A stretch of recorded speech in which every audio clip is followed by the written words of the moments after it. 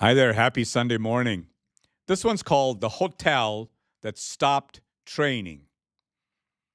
What an Oberoi attendant knew that $774 a year cannot buy. And this is essay 7 of 13 that I wrote as the Extraction series. Here goes. In 2007, we stayed at the Oberoi Rajvilas outside Jaipur in these beautiful tented rooms, like you were out on safari. The night before, at a chowki at the town fair, the five of us had eaten sitting on the floor. By morning, it was clear the food had gone badly wrong for all three children. I think at that point they were 7 and 5-year-old twins. And it's gone so badly wrong that it was coming out both ends. And my wife and I stood in a tent on the grounds of a hotel in a country I'd not lived in for 20 years, doing the arithmetic every parent does. 2 weeks of vacation left, a flight back to the United States at the end of it. Grim. An attendant came to the tent. We showed her the children curled on the beds and told her what the night had been. And she said, "Don't worry." I can't fully describe the look that came with it. I've spent 36 years reading faces on factory floors, and I know the difference between a person saying the reassuring thing and the one who has already started solving your problem. Most definitely, she was the second kind. The doctor arrived shortly after with the same disposition, unhurried, certain, speaking first to us and then to the children. He examined them, got them medication, and we canceled the day's plans. And then the attendant did the thing I have thought about ever since. She rebuilt the day. There would be a puppet dance on the ground that evening, she said, and the children should see it. She would make something for them and send it to the tent herself. We healed. The 2 weeks were not lost. Now consider what she actually did, because none of it was in a procedure. She read that the injury was not the illness. 3 children with food poisoning is a medical problem, and the doctor handled it in 20 minutes. The injury was a family a long way from home watching a vacation come apart. She diagnosed that and treated that, and no script told her to. The script ends at the doctor. Nor did she escalate. She had the standing to summon a physician, alter our itinerary, and commit the kitchen, and she used all three inside 10 minutes without asking anyone. And the doctor carried the same disposition. That is the detail that gives it away. One extraordinary employee is luck. Two in a row, under the same pressure, is a house that forms people on purpose. I never got her name. 19 years later, I can describe the look on her face, and I cannot tell you what she was called. And that's not only my failure. Nobody wrote it down. The most valuable thing that hotel sold anyone that morning was produced by a woman whose name appears in no record of the transaction, not in mine, and not, I would wager, in theirs.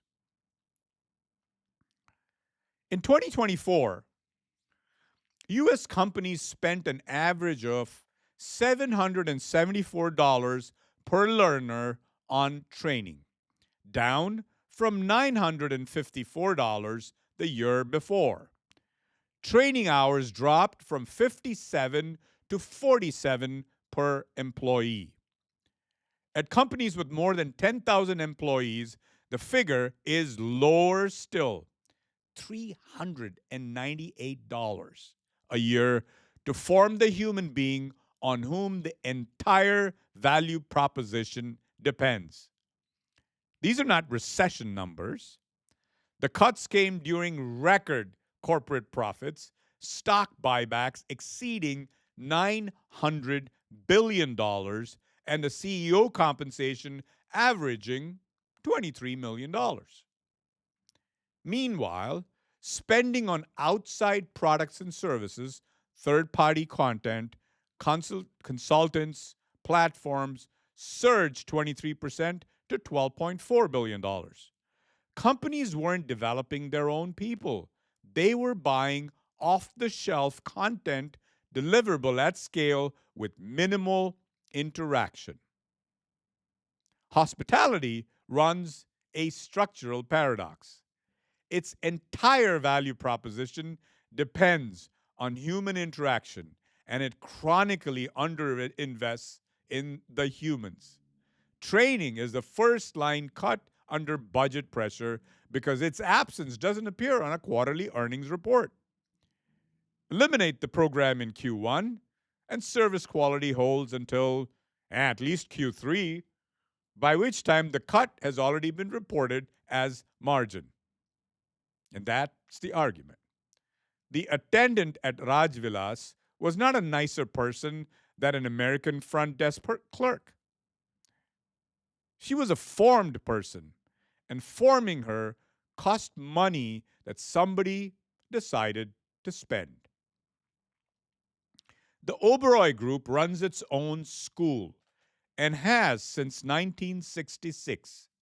The Oberoi Center for Learning and Development in Delhi, I've driven past it several times, takes roughly 80 to 100 people a year. Its undergraduate program runs 3 years, combining on-the-job training at Oberoi Properties with a degree. Its postgraduate management program runs 18 to 24 months. Entry is by group discussion and interview. And the tell is where those graduates end up. The majority of the group's heads of department and general managers came through it. Set that against the little less than $400 a head, and the gap stops being a matter of degree. One organization decided judgment under load is the product and must be manufactured deliberately over years at its own expense.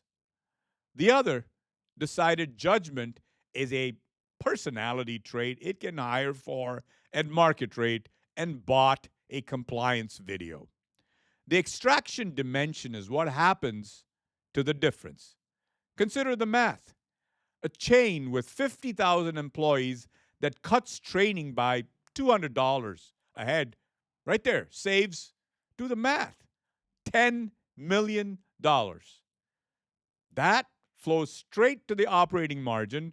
Margin drives stock price drives executive compensation. The CEO who made the cut collects hundreds of thousands, sometimes millions, through stock-based pay. The workers who lost the training collect, you guessed, nothing.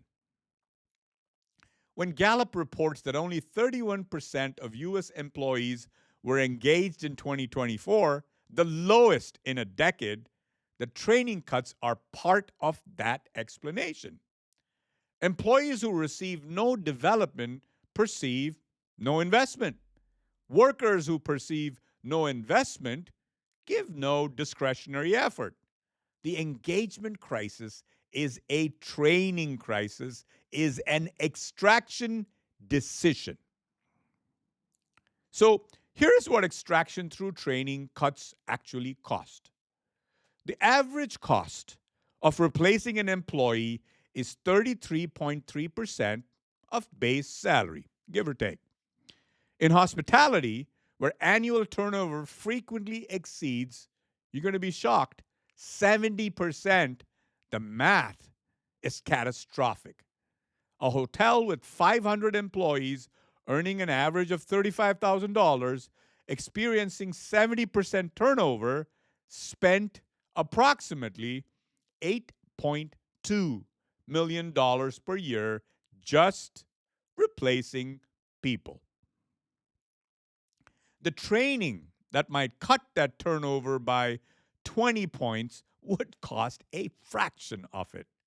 But training appears as an expense line, while replacement costs are scattered across recruiting, overtime, productivity loss, and quality decline, invisible in quarterly reporting. The extraction model favors visible cost cuts over invisible capability investment. It's not that executives don't understand the math, it is that the pay structure doesn't reward it. Training disinvestment compounds the way investment compounds, but in reverse.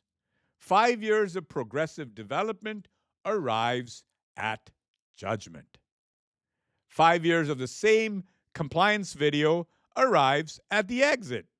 Multiply that across an industry, and you get, drum roll, American hospitality. High turnover, chronic understaffing, an endless cycle of hiring and replacement, which the extraction model calls labor market dynamics. The obvious objection is that Rajvilas is a different country, a market where hotel work is a career and formation is cheap to fund. That objection would be more comfortable if an American chain had not already proved otherwise. Marriott has run for more than 90 years on a sentence from its founder, J. Willard Marriott. Take care of the associates, and the associates will take care of the guests. And the guests will come back again and again. Yours truly. In March of 2020, with worldwide revenue per room down about 90%, Arnie Sorensen announced on video that he and Bill Marriott would take no salary for the rest of the year and his executive team would take 50% cuts. Be honest about what followed, because the extraction case is not that simple. Marriott still furloughed the majority of its above property staff. Sorensen called that heart-wrenching and did it anyway. What he did not do was treat the associate as the first line to cut and the last to explain to, and when he died the following February, the company's response, makes me teary-eyed. The company's response was to fund a hospitality center in his name, aimed squarely at building leadership talent in the industry. That's not Jaipur, and it's not charity. It's an American public company under the worst conditions in its history, deciding that the person nearest the guest is the product. The extraction model reverses the order. Cut the people, capture the savings, report the margin, collect the bonus, and then wonder 3 quarters later where the service went. So I want to be honest about the edge of this, because the diagnosis is the easy half. I don't know what her formation actually contained. I watched the output, and I can describe the school in outline, but I can't tell you which part of those years produced the woman who understood that the vacation was the injury. Nobody has taken that apart. If somebody had, they would build it elsewhere. I don't know whether it survives a market running 70% annual turnover, whether you can form a person faster than the door revolves is a real question. And anyone who tells you they know is, selling something. And I don't know who pays for the first one. A single American hotel that funds real formation trains people its competitors hire for free. That's the arithmetic that killed the apprentice bench in manufacturing. And I've never seen a firm beat it alone. What I am certain of is narrower and harder to argue with. That morning in Jaipur, the thing that saved our 2 weeks was not a policy, a script, or a technology platform. It was a formed human being with the standing to act, and somebody paid to make her. So if you run a floor, a property, a ward, or a shift, tell me about the person on your team who did the thing no procedure specified. What was in them that put it there? And who paid for it? And if you can remember what they did, but not what they were called, ask yourself the same question. I've been asking since 2007. Who was supposed to write it down? Thank you.